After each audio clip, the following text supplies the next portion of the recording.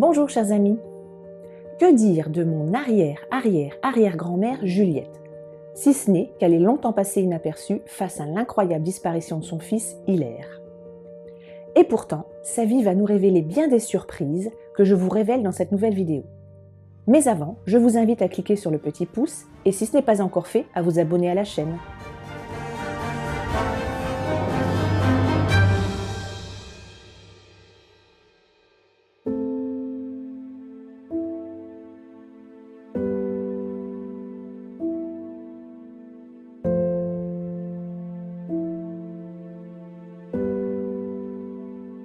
Marinette a reçu des nouvelles de sa grand-mère Juliette et elles ne sont pas très bonnes. Elle vient d'avoir un accident cérébral et reste paralysée du côté gauche. Son père Hilaire en a reçu aussi de la part de sa sœur Marie-Louise et de ses neveux Jacques, Rose et Henriette.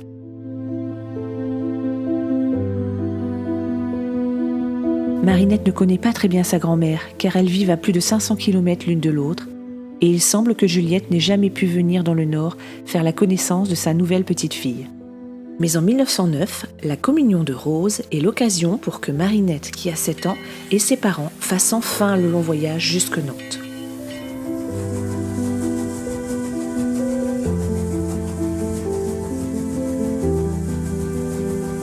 Elle est heureuse de découvrir la belle ville de son père dont il lui a si souvent parlé. Et il se noue tout de suite un lien très fort avec toute la famille nantaise. Juliette écrit très souvent à sa petite-fille, ainsi que la tante Marie-Louise et les cousines. Et Marinette se fait une joie de leur répondre. Chaque année, à la période de Noël, Juliette envoie à Marinette ses étrennes et un présent. En 1913, elle lui a fait parvenir un joli châle. C'est à peu près tout ce que l'on sait d'elle, du moins jusqu'en 1985, où une surprise de taille nous attend. En effet, ma grand-mère et ma tante, toujours à la recherche d'Hilaire disparu depuis 1919, entament des recherches à Nantes, sa ville de naissance, et se rendent au service d'état civil. C'est à ce moment qu'elles font une première découverte qui nous a tous surpris. Mais pourquoi ne savions-nous pas? Était-ce volontairement gardé secret? C'est dans l'acte de mariage de Juliette qu'elle découvre d'abord qu'en fait Juliette s'appelle Hortense. Hortense n'est même pas son deuxième prénom, alors pourquoi ne la connaissent-elles que sous celui de Juliette? Mais c'est avec son acte de naissance qu'elles auront la plus grande surprise.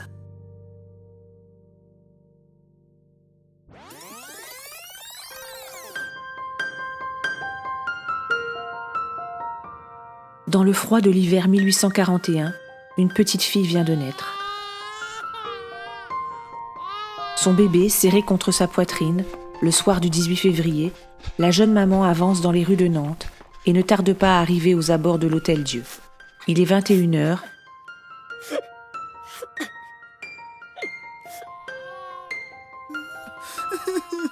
Un dernier baiser, la jeune maman vient de confier sa petite au tour d'abandon. Elle sait qu'elle ne pourra pas s'occuper d'elle, mais garde l'espoir de la retrouver un jour en lui laissant un signe distinctif. Le trousseau qui accompagne la petite était composé d'une chemise de coton, de 2 bonnets, d'une brassière en indienne qui signifie en tissu imprimé et d'un ruban de dentelle noire. Ainsi qu'un billet de sa mère, mais que nous n'avons pu retrouver. Mais surtout, elle avait la particularité d'avoir la lettre H marquée sur le plat du pied gauche. D'où le choix de la prénommer Hortense. Nous avons donc un nouveau cas d'abandon plus haut dans l'arbre généalogique, et celui-là était secret. Juliette, alias Hortense, était orpheline. À ce stade, impossible d'aller plus loin, mais il me fallait en savoir plus. Pour cela, direction Nantes et les archives départementales de la Loire-Atlantique, où de nouvelles surprises m'attendaient.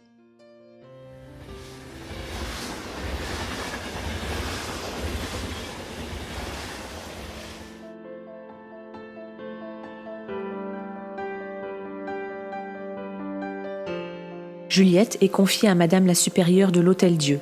Elle est maintenant élève des hospices et elle restera à l'orphelinat jusqu'à ses 3 ans.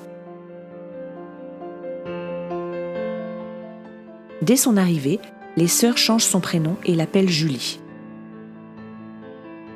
C'est à l'âge de 3 ans et demi que la petite est envoyée dans un village à 17 km au sud de Nantes, à Château-Thébault, chez une nourrice.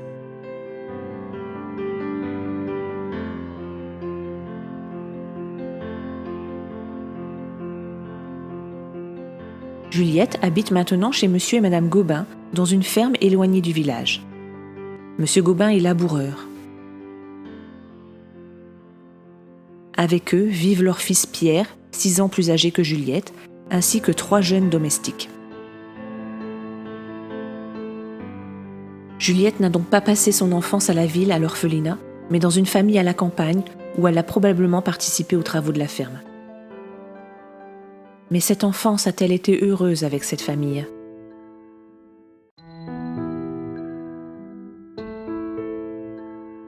À 18 ans, Juliette quitte la famille Gobin pour retourner à l'orphelinat. On appelle cela « rentrer au dépôt ». Puis, 2 mois plus tard, elle est confiée à madame Trublot, qui habite rue de l'Évêché.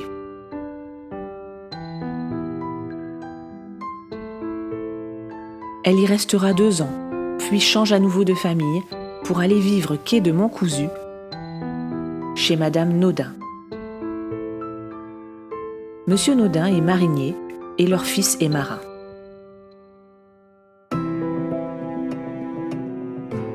Juliette a maintenant 20 ans et elle n'avait certainement pas osé rêver vivre dans un endroit aussi prestigieux que celui-là. En effet, elle est accueillie chez monsieur et madame Borgogneau, au fameux passage Pommeraye, un passage de commerce luxueux digne de ces modèles parisiens très en vogue.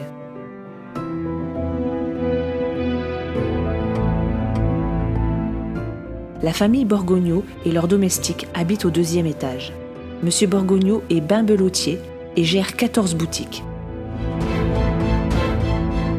Juliette arrive chez eux le 1er juillet, 14 jours avant l'inauguration de l'exposition nationale par l'impératrice Eugénie elle-même, alors que monsieur Borgogneau doit y participer avec 2 magasins de vente d'articles de Paris et de coquillages.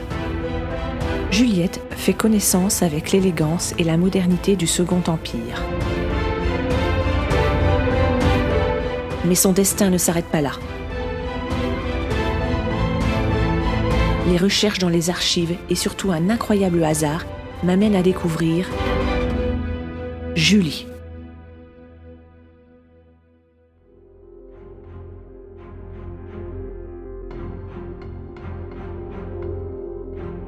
Juliette a 22 ans, elle est toujours élève des hospices et elle est maintenant domestique rue Esprit des Lois.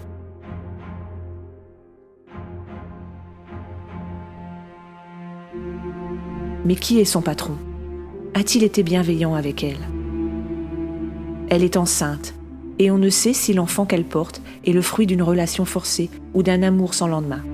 Elle donnera naissance à Julie le 28 mai 1863. Mais qu'est devenu cet enfant ? Pourquoi Hilaire n'a jamais eu connaissance d'une sœur avant lui ?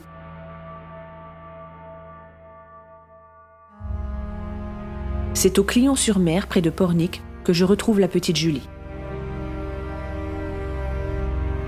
Juliette est orpheline, sans argent. Elle doit confier son bébé aux sœurs. Elle recevra son collier d'abandon sous le numéro 108, numéro de matricule 12781, et sera aussitôt envoyée chez sa nourrice, Madame Picot.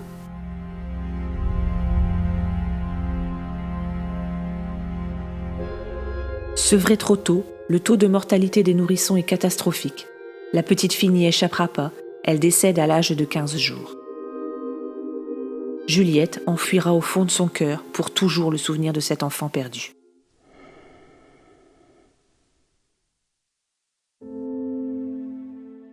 Trois ans plus tard, Juliette est toujours domestique.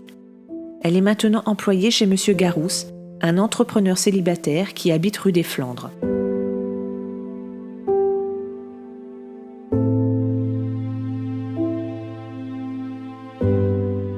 Juliette se sent-elle mieux chez monsieur Garousse ? A-t-elle osé lui parler de son enfant perdu ?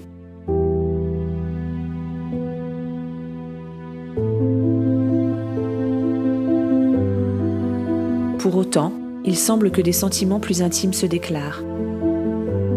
Et,